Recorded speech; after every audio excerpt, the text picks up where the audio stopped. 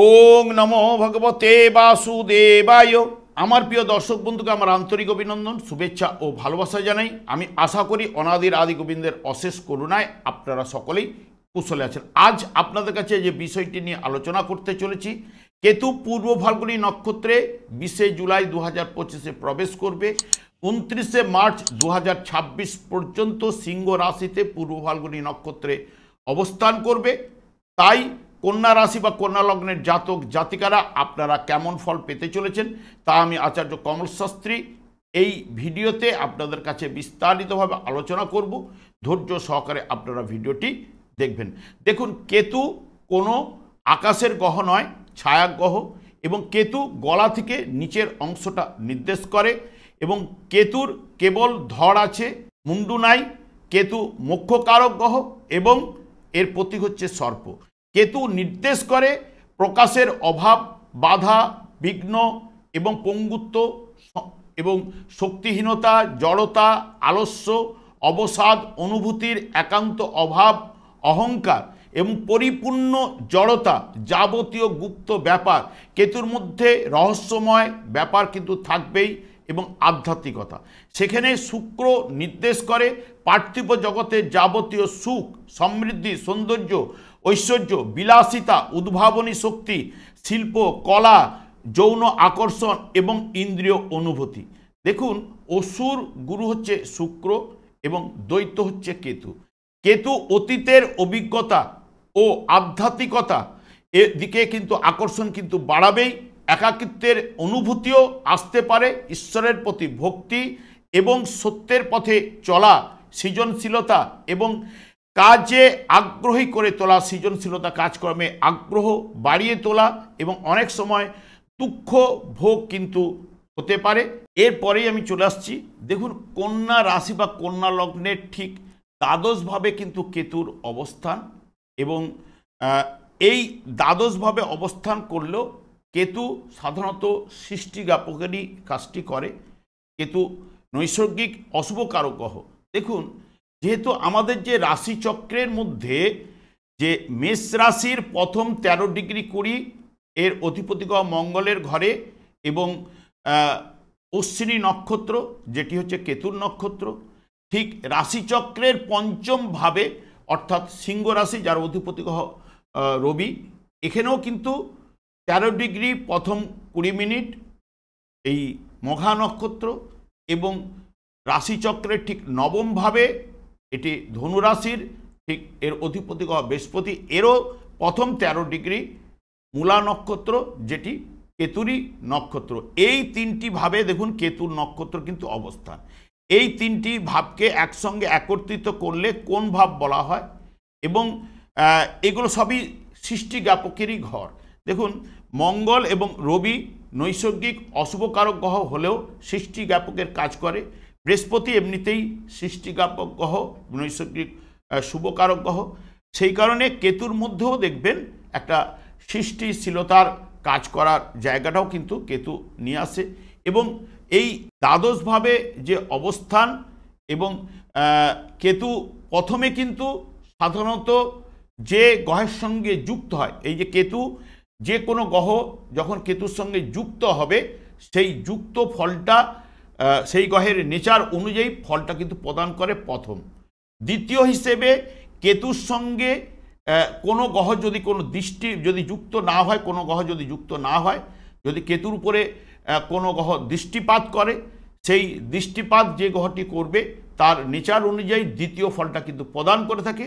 তৃতীয়, কেতু যখন যার নক্ষত্রে অর্থাৎ বর্তমানে এখন পূর্ব ফাল্গুনী নক্ষত্র রয়েছে, এই পূর্ব ফাল্গুনী নক্ষত্রের ফলটা তৃতীয়ভাবে প্রদান করে।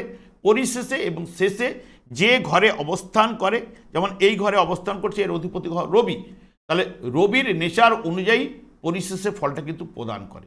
এবং এই ঘরের অধিপতি গ্রহ যখন শুভ ভাব দিয়ে গমন করলে কেতু কিছু না কিছু শুভ ফল প্রদান করার ক্ষমতা কিন্তু নিয়ে আসবে। তবে দ্বাদশভাবে কেতু সাধারণত জাতককে সৎ কাজে অর্থ ব্যয় কিন্তু ঘটিয়ে থাকে, এবং গুপ্ত কোনো পীড়া আনে, বিশেষ করে নেত্রপীড়া সৃষ্টি করতে পারে, এবং মাতুলের দ্বারা সুখলাভ কিন্তু সেই মতো হয় না।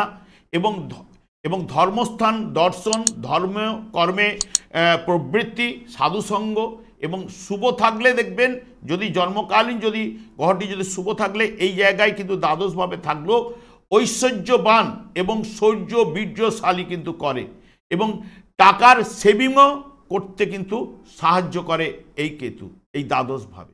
এইটুকু আপনাদের বলতে পারি।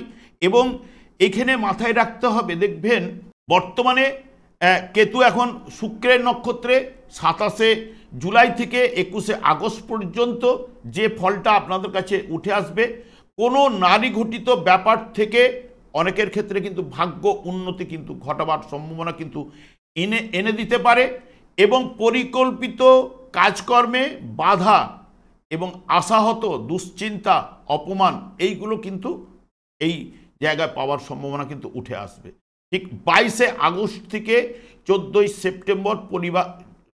সেপ্টেম্বর পর্যন্ত পরিবারে আনন্দ এবং সৌভাগ্য বৃদ্ধি, দাম্পত্য জীবনে আনন্দ, ধনলাভ এবং বস্ত্র লাভের জায়গা, ভোজন বিলাস এবং প্রীতি লাভ এইগুলো কিন্তু ঘটাবে। ঠিক 15ই সেপ্টেম্বর থেকে অক্টোবরের 10 তারিখ পর্যন্ত অযথা অর্থ ব্যয়, ভোগ সুখে বাধা, স্বাস্থ্য দুর্বল, বন্ধু বিচ্ছেদ এবং উপার্জন হ্রাস বৃদ্ধি ঘটবে, আশাভঙ্গ কিন্তু ঘটবেই। এবং ঠিক 11ই অক্টোবর থেকে 2 নভেম্বর পর্যন্ত সুখাদ্য এবং আরাম, দাম্পত্য জীবনে আনন্দ, মূল্যবান কোনো দ্রব্য লাভ, বিদ্যাক্ষেত্রে শুভফল পাবেন এবং বিলাসিতা অতি অবশ্যই বাড়বে, সুনিদ্রা এগুলো কিন্তু প্রদান করবে। ঠিক 3 নভেম্বর থেকে 26শে নভেম্বর পর্যন্ত কোনো উপহার আপনারা কিন্তু পেতে পারেন এবং পরিবারে আয় বৃদ্ধি কিন্তু ঘটবে, আর্থিক উন্নতি এবং সম্পদ লাভ এবং সংসার জীবনে আনন্দ এবং সন্তান লাভের জায়গাটা কিন্তু নিয়ে আসবে। 27শে নভেম্বর থেকে 20শে ডিসেম্বর আশাতীত লাভ, প্রভাব প্রতিপত্তি কিন্তু কিছুটা হলেও বাড়াবে এবং স্বজন প্রীতি এবং সহকর্মীদের সহযোগিতা অতি অবশ্যই আপনি পাবেন, আর্থিক উন্নতি, কাজকর্মে সফলতা এগুলো কিন্তু নিয়ে আসবে। ঠিক 21শে ডিসেম্বর থেকে 11ই জানুয়ারি পর্যন্ত ভ্রমণ হলে তা সুখের হবে এবং আত্মীয় ও বন্ধুর ভালোবাসা আপনি অতি অবশ্যই পাবেন, নিকট আত্মীয়র থেকে কিছু না কিছু সাহায্য আপনারা পেতে পারেন এবং সুখ, ধনবৃদ্ধি এবং মানসিক শান্তি কিন্তু থাকবে।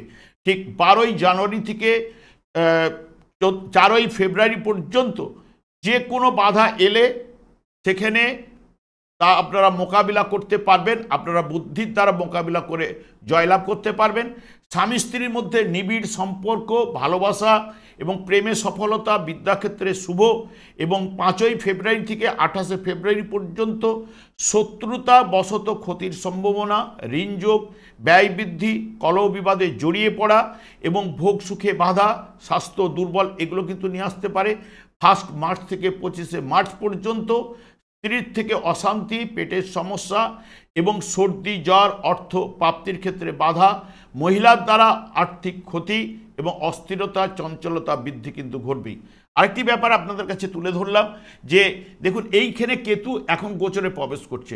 এই যে কন্যা লগ্ন বা কন্যা রাশির জাতক জাতিকাদের ক্ষেত্রে অন্য জন্মকালীন যদি কোনো গ্রহ এই জায়গায় অবস্থান করে তার উপরে কিন্তু কেতু প্রবেশ করবে।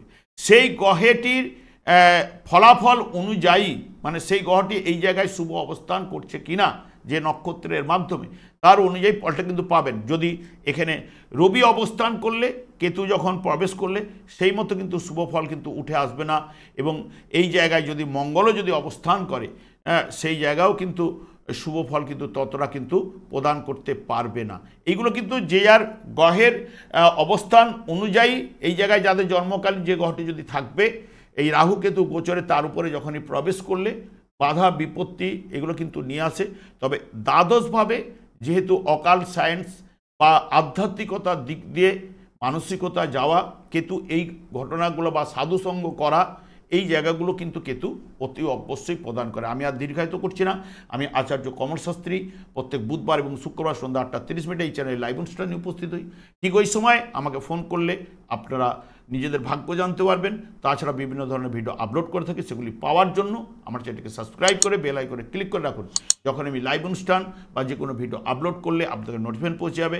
আমি অনাদি আদি গোবিন্দের কাছে প্রার্থনা করি আপনারা ভালো থাকুন, সুস্থ থাকুন, আনন্দ থাকুন। আজ এই পর্যন্ত, পরের ভিডিওতে দেখা হচ্ছে। নমস্কার।